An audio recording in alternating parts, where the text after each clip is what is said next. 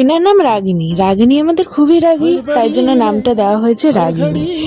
তো আজকে আমি পড়ছিলাম, তো পড়তে থেকে যেই আমাকে দেখেছে চলে যাচ্ছিল, আমাকে দেখে আবার ব্যাক করে আমাদের বাড়ির সামনে আসলো। তাই আমি ভাবলাম যে একটুখানি দিই।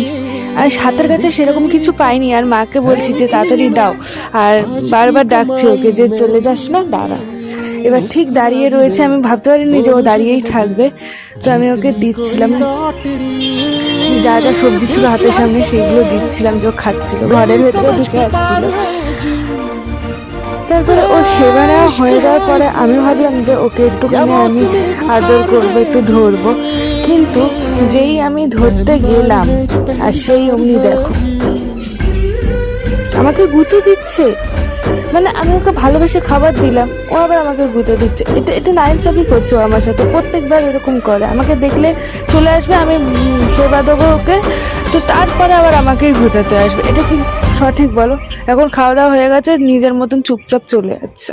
যদি ভালো লেগে থাকে তাহলে লাইক সাবস্ক্রাইব অবশ্যই করে দিও।